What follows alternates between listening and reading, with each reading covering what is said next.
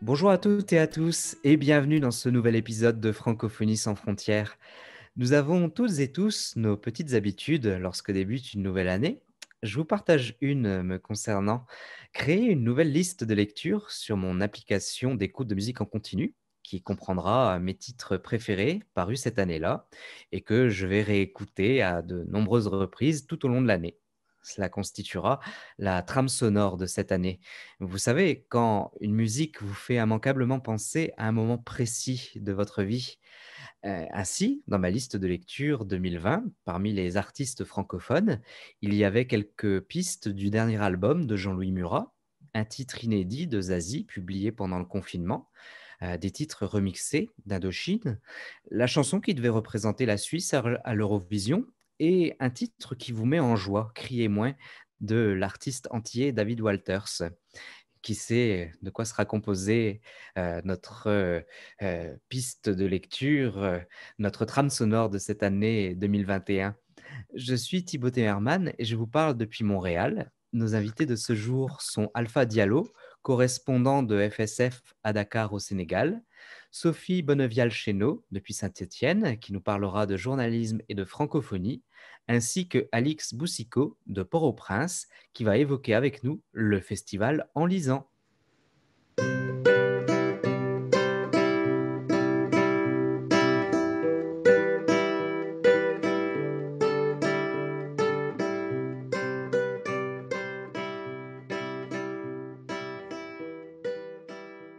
Nous poursuivons notre tour du monde des correspondants internationaux de Francophonie sans frontières et cap aujourd'hui sur le Sénégal avec Alpha Diallo. Bonjour.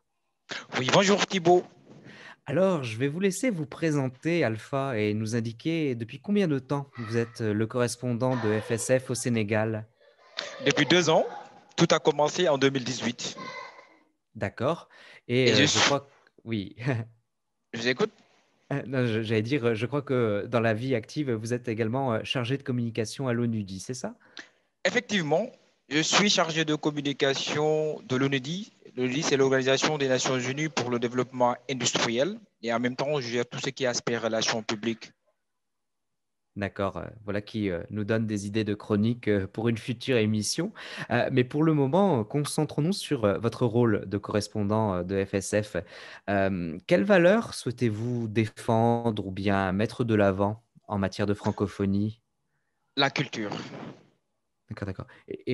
Plus précisément, comment cela se traduit, j'allais dire au quotidien ou en tout cas, dans les activités que vous voulez, mettre, en œuvre pour, Francophonie sans frontières? Moi, je dirais que le développement commence par la culture et finit par la culture. Mmh. Et il n'y a pas de pays sous-développé. Il n'y a que des hommes et des femmes sous-développés, disait le grand poète Amadou Lamine Sall. Donc, du coup, c'est une fierté aujourd'hui pour moi de défendre surtout l'aspect culturel et d'appeler toutes les francophones et francophiles de ce monde de se réunir autour de la culture et sur la langue qui nous... Ça a coupé un petit peu, je pense. Ah oui, je disais que la fin de la phrase avait été coupée. Je manque de réseau, il faut comprendre. Oui, oui, je comprends. Alpha, parlez-nous de la dernière activité que vous avez organisée pour, Francophonie sans frontières. Vous citiez justement, le poète, Amadou Lamine et puis je pense que c'est de lui dont il s'agissait lors de votre Tout, dernière activité. tout à fait. Nous avions organisé une conférence qui tournait autour de la francophonie, les enjeux de la francophonie d'aujourd'hui auxquels le grand poète Amadou Lamine, ça nous avait livré avec, voilà, avec intérêt. Et puis, Amadou, en un seul mot pour présenter ce grand poète, il est né le 26 mars 1951 à Kaolack, c'est au Sénégal. Amadou est un poète et écrivain. Il est actuel commissaire, secrétaire général de la Fondation mondiale pour le mémorial et la sauvegarde de Gorée, fondateur de la Maison africaine de la poésie internationale MAPI et des biennales de poésie de Dakar. Il est fondateur des éditions Feu de Brousse lauréat en 2007 du prix du ministère de la Culture et de la Francophonie du Sénégal pour la promotion de l'édition. Ne serait-ce que là, puisque s'il s'agit de présenter Amadou, on ne pourra pas finir parce qu'il a beaucoup, beaucoup, beaucoup fait pour la francophonie. Je comprends. Et pour terminer, quelles activités souhaitez-vous mener et quel public voulez-vous plus précisément mobiliser en 2021? En 2021, j'orienterai quand même mes projets sur mes cibles qui seront les étudiants et disons l'Agence universitaire de la francophonie à qui je souhaiterais quand même nouer un partenariat pour voir comment quand même mener assez d'activités dans le domaine de la francophonie. Très bien. Alors, bonne réussite pour ces activités. Alpha Diallo, qui était avec nous depuis Dakar, merci encore. Merci beaucoup Thibaut. C'est un grand Et vous, plaisir vraiment d'avoir échangé avec vous. le plaisir est partagé. Et vous l'aurez compris, cher auditoire, que notre correspondant au Sénégal ne peut que vous conseiller de vous plonger dans les vers du poète Amadou Lamine Sall. Merci encore, Alpha. Merci, au revoir.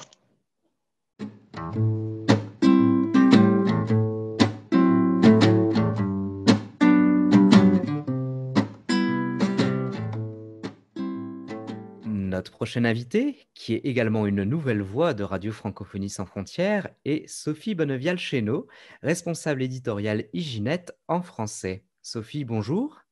Bonjour.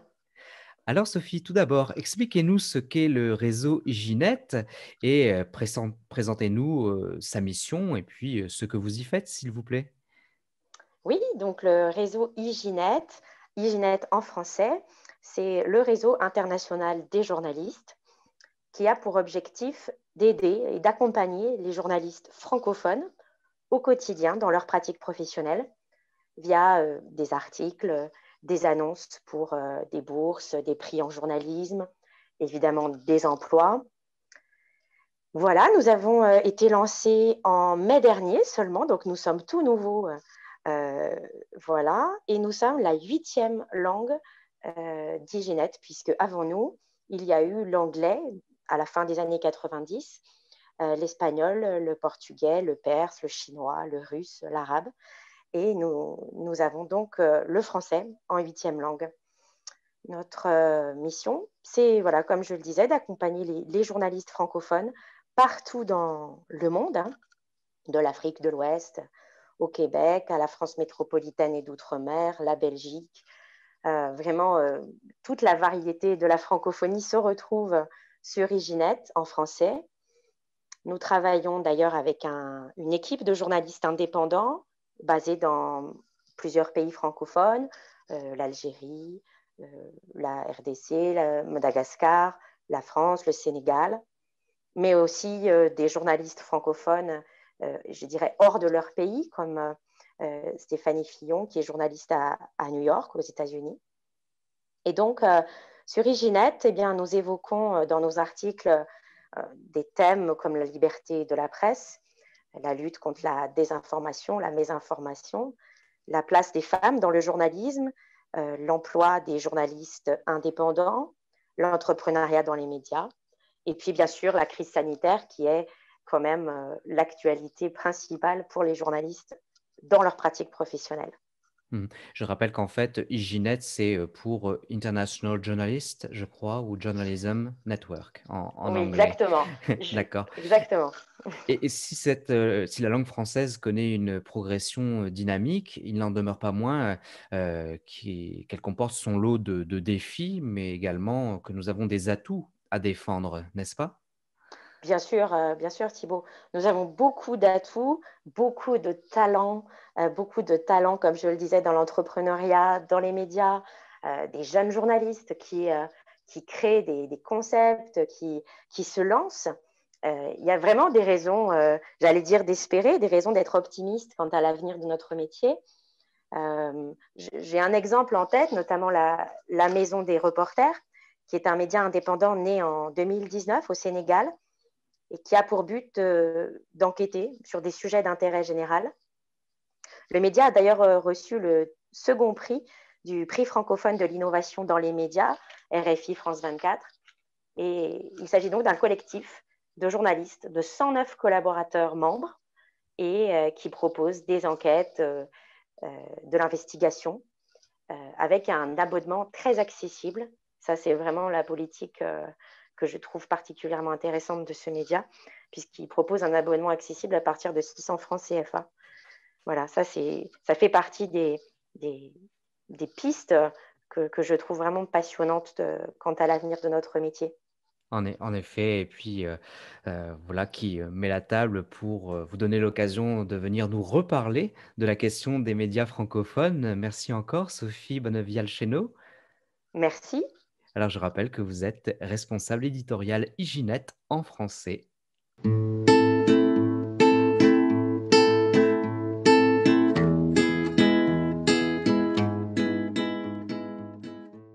Quand on pense Haïti et culture, c'est la figure de Dany Laferrière qui nous vient automatiquement à l'esprit.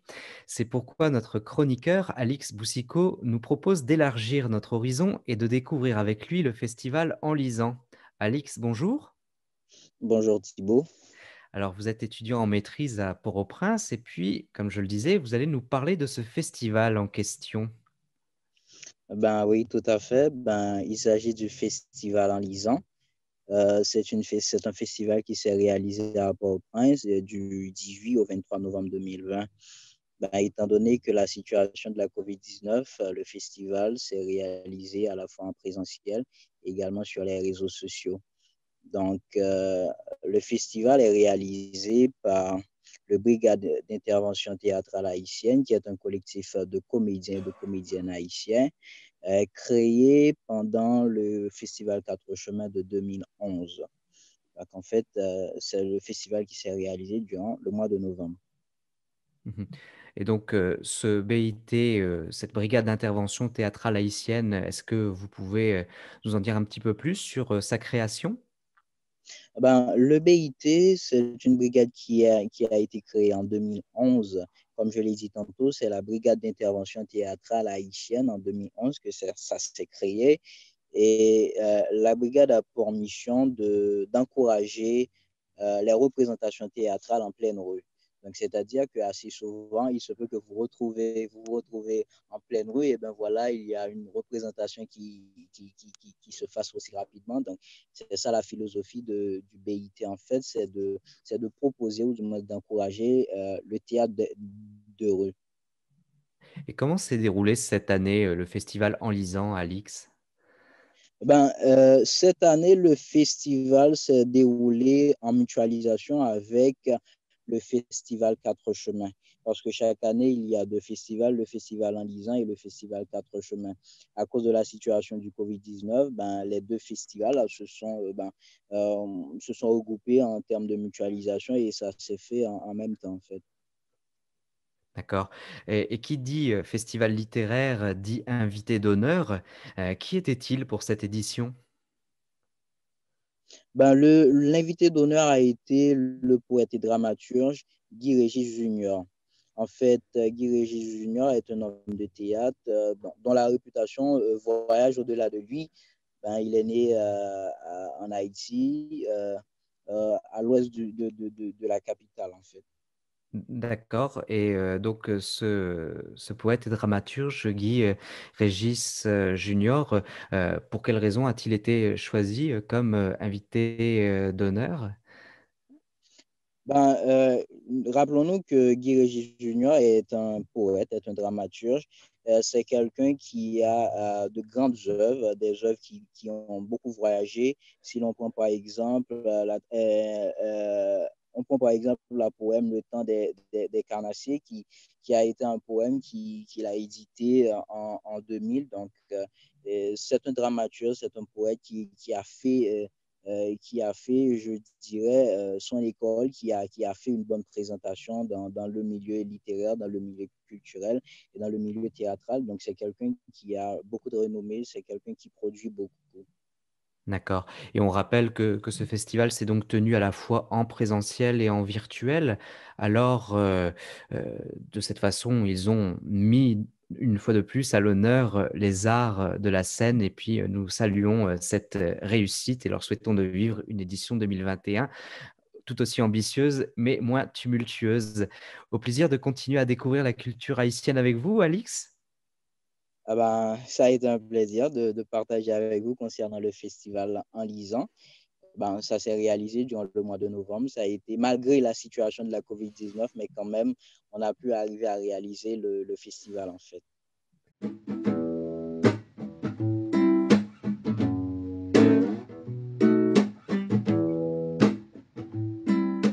Je m'étonne de n'avoir découvert cette solution de visionnement de films en ligne si tardivement, mais la société de production et de distribution de films MK2 propose son propre catalogue de films et si vous vous rendez sur, leur site internet mk2curiosity.com et que vous vous inscrivez à leur infolettre, eh bien, vous aurez comme moi accès gratuitement à 5 contenus en ligne et ce pour une semaine. Et donc pendant une semaine, bah, vous avez, par exemple, un, long métrage, quelques courts métrages ou bien des documentaires et vraiment, cela vaut la peine de pouvoir, découvrir du contenu, assez, différent en matière, de production vidéo francophone. Donc je rappelle, il s'agit de MK2 Curiosity. Et c'est ce qui vient conclure cet épisode de Francophonie sans frontières. Merci à vous qui nous écoutez aux 4 coins de la francophonie. À l'animation, Thibaut Temerman. Merci à nos invités Alpha Diallo, Sophie Bonnevial-Chénaud ainsi que Alix Boussicot. Montage vidéo, Scott Moulichaud. Réalisation, Sophie Hamel Dufour. Une production Radio Francophonie sans frontières, FSF 2021. Pour nous rejoindre, voici notre adresse courriel radio.franco-sans-frontières, frontières avec un S, @gmail.com. Nous vous disons à la prochaine, portez-vous bien.